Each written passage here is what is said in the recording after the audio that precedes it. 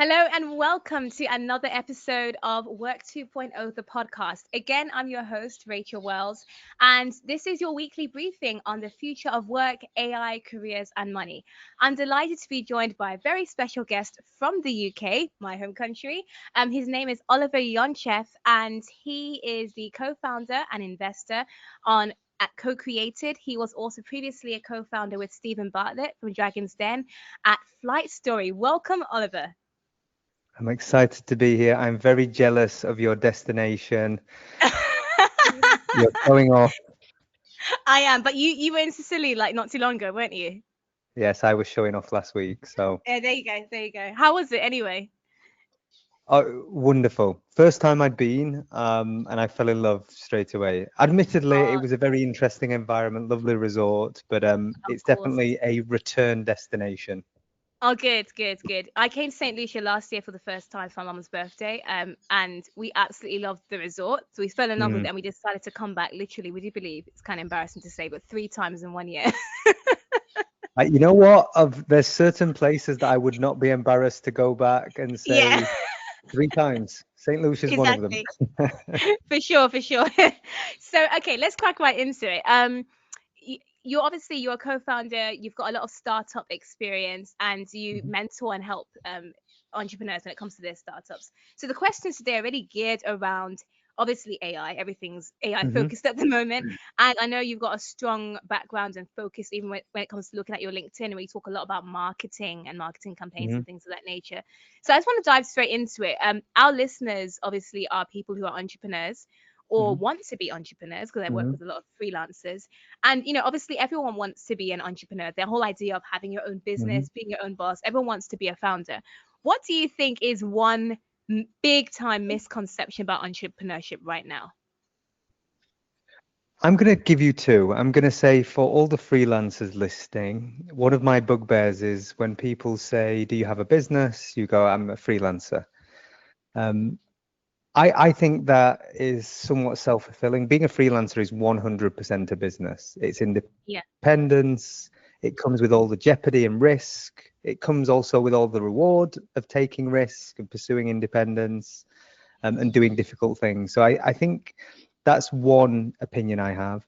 The second is, when it comes to entrepreneurship, it is often glamorized. There are, Mm, like most things, there are trade-offs. Many yes. trade-offs come with entrepreneurship. Entrepreneurship is audacious, to believe you can create value from nothing, that you can start something and succeed in a very competitive landscape. And that comes at a cost. If you think that entrepreneurship is going to provide you absolute freedom, it's not. You are Mm, at the mercy of your partners, your suppliers, your teams, your investors, anyone you're involved in. So I think if your pursuit is freedom and balance, I wouldn't suggest entrepreneurship. However, if your pursuit is to get deep fulfillment and take on a challenge that is something that can give you deep fuel and mm, propel your life forward in a meaningful way, then entrepreneurship is a worthy pursuit. And I will give you a slightly more macro view. There is many positives coming out of the AI revolution. mm, One big mm. positive is that small teams, independents, now have so many advantages. You have Yes. this suite of tools that act as productivity hacks that now can aid you in so many ways, fill in so many skill gaps, and that is a wonderful thing. You are not Mm, encumbered by scale. Being big, laborious, is difficult, it's hard to take risks, it's hard to innovate. right. So there are many advantages to starting, and I don't think there's a better time to start anything than today. However, what I will say is because of all this innovation and because I think professional services and white collar work is going to shift radically, I also believe there will be a huge amount of displacement, large organizations getting smaller, and as a consequence of that, traditional career paths I don't think will exist in the same form. The paths that maybe we walked early in our careers may not be there, which Right. will force a lot of people into choosing an independent path. And I think you have a Mm, choice. You can either see that as a negative thing or you can see it as an opportunity. And I would rather see it as an opportunity. For sure, for sure. I mean, you know, I read a report that said over the past 2 years, freelance hiring has jumped by 260%. I thought, wow. Mm. And mind you, within the past 2 years, AI has also been there's been a huge AI revolution. So in sync with that, employers are having a lot of layoffs. But the upside is while they're laying off permanent employees, they're hiring freelancers, contract Yep. employees, if you will. So that's definitely a good positive. And when you say about, you mentioned about how if you're in pursuit of freedom and working for yourself, entrepreneurship is not the way to go. It reminds me of last week I was co-hosting a webinar at Flex Jobs, and I put a poll out there and I said, freelancing is working for yourself, true or false? And as you can imagine, a lot of people say, yeah, it is working for yourself. So no, that's false, because you're really, like you said, at the mercy of your clients, your partners, Everyone. exactly, even Everyone. more than if you're an employee. So you've really got to have the right expectations when you're going into entrepreneurship. And along the line of expectations, when it comes to branding and marketing, what do you think is the biggest branding lie that people still believe? And what do people need to know instead? There are many of them. So one of them is these arbitrary barriers we create. So a lot of freelancers will work in B2B, some will work in kind of consumer businesses. The reality is there's no such thing as B2B marketing and there's no such thing as consumer. It's all marketing. You're always selling to a person. Right. Downstream of whatever you're trying to communicate is a person. Mm. What you do have, I think, in terms of falsehoods, and I'll start with B2B because I spend a lot more time now focusing on B2B.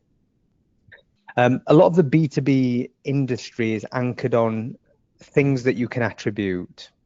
So Mm. that's content that you can measure, activity that you can measure. However, often what's overlooked is brand activity. And in B2B buying cycles, where there's multiple stakeholders, the cycles can be longer, the rewards can be much bigger, actually Yeah. brand matters way more. Like Mm. way, way more. There's an old adage that used to say, you'll never get fired for hiring IBM.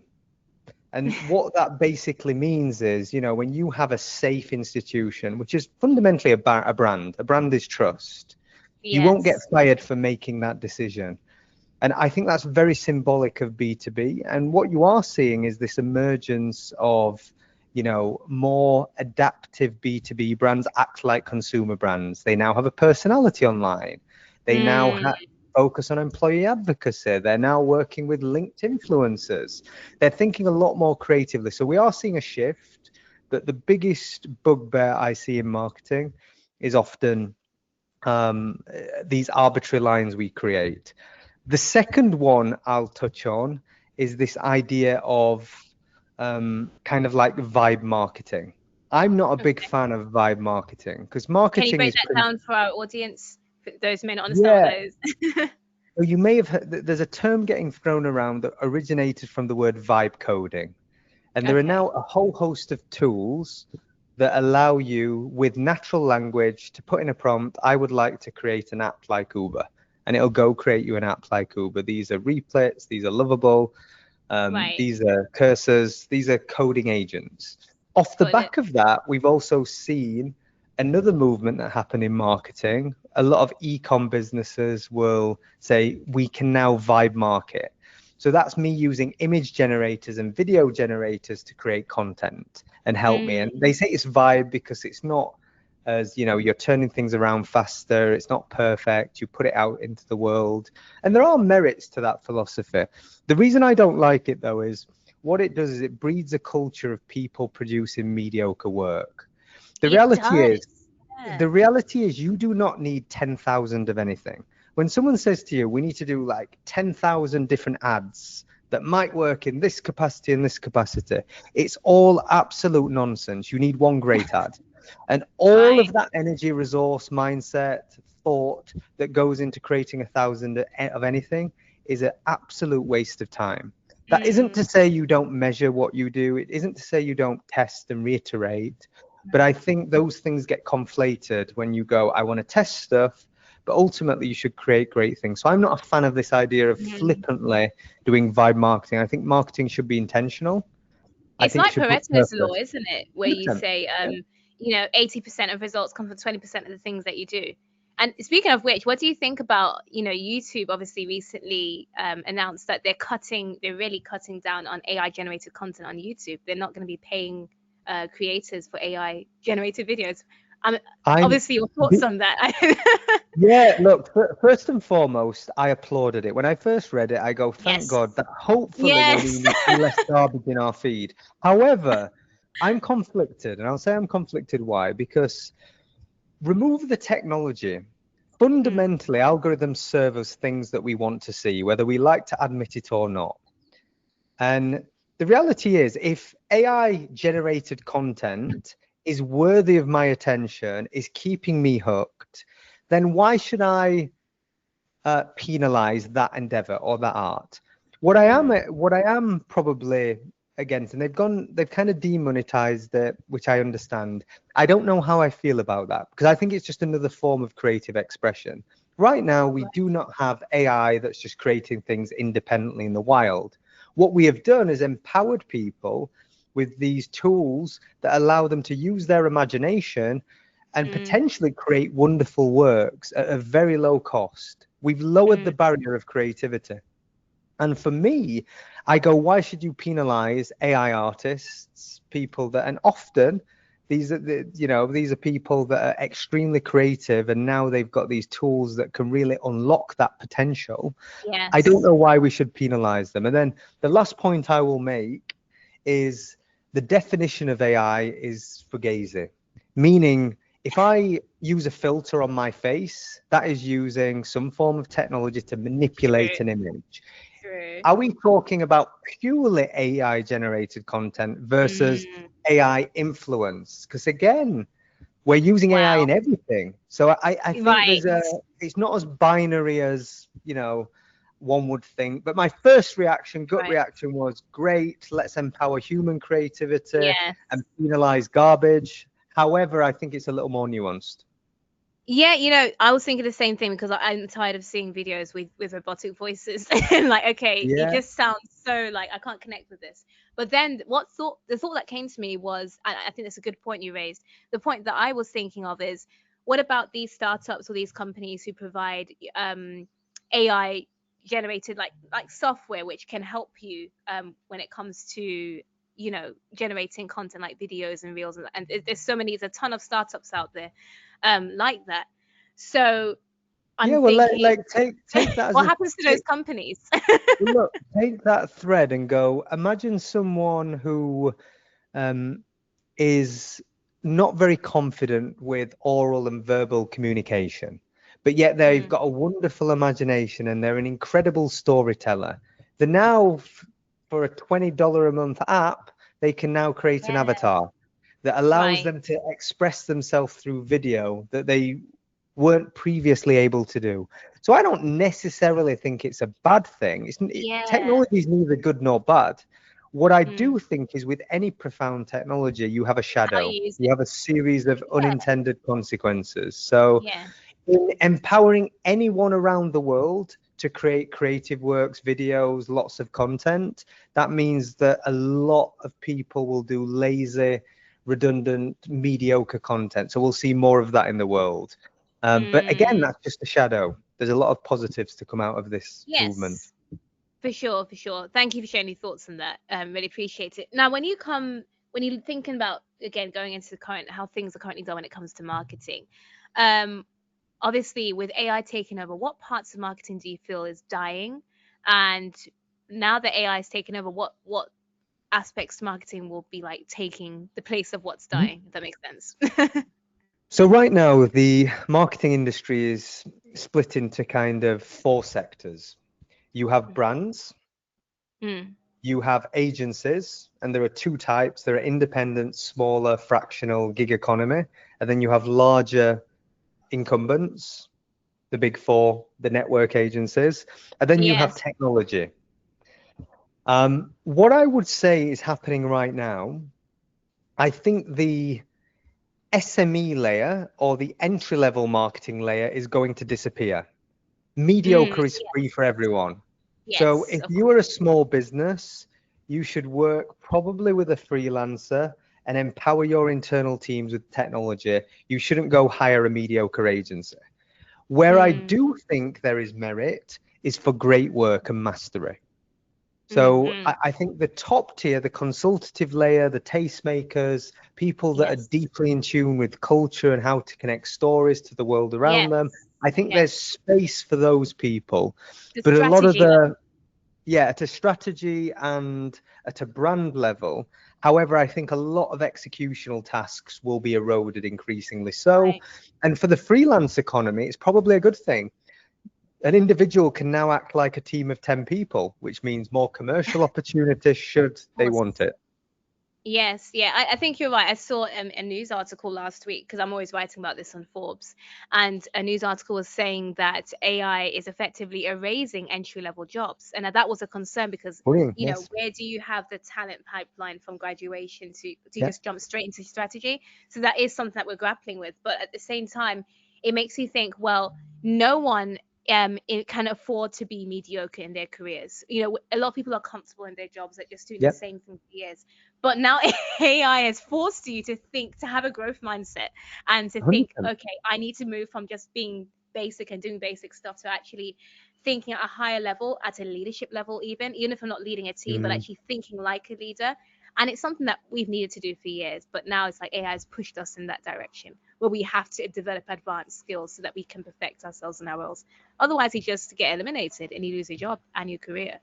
So yeah. totally agree, 100%. And do you think, and here's a question for you when it comes to, obviously you're an entrepreneur as well as, you know, being a CEO, co-founder. Do you think we're heading into a future where being a great entrepreneur matters more or less than being a great creator? I think the worlds are conflating. I Mm.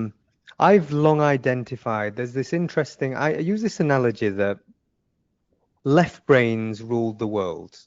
Meaning, if you think of the last several decades, most economic value was created by people that are deeply analytical, engineers, people that work in finance, Mm. scientists, academia. They created the most economic value. Right brains, creatives, they entertained, um, they maybe shaped culture, but ultimately, the impoverished artist is a cliche for a reason.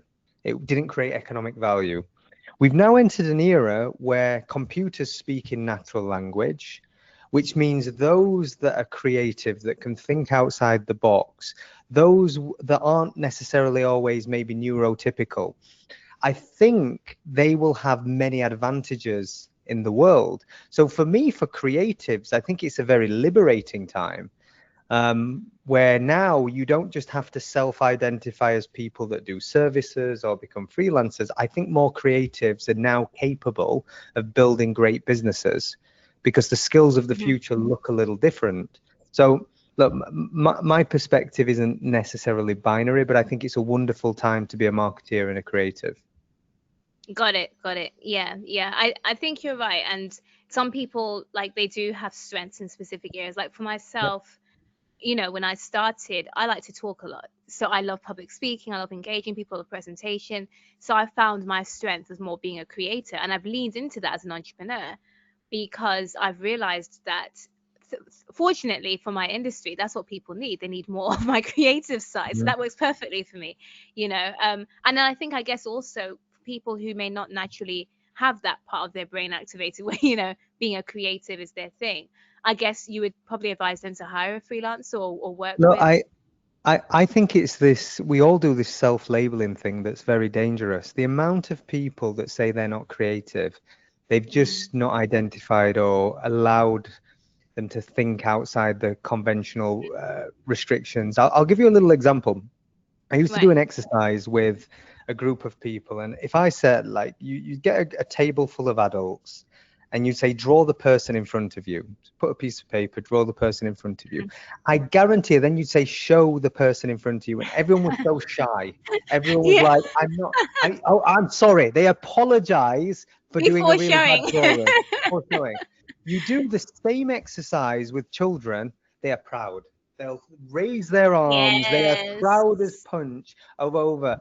And I think society, the world of work, I think we become conditioned to not be creative and not allow that side of ourselves to emerge and to be born. So I think it's more a conditioning thing, and I think more people are creative even if they don't identify. So would I hire Mm, creative? Sure, but I think a lot of the work can be done. A lot of the work, there's a lot of misconceptions around the actual theme. People always think of mm, creativity as originality. It's not. right. That's a form of, that's a mechanism within creativity. Mm. But yeah, that's a big like learning I see and observe in so many people that don't identify as creative, but they have the capability to be that. Oh, quick question for you. A bit of a vulnerability. Do you identify as creative?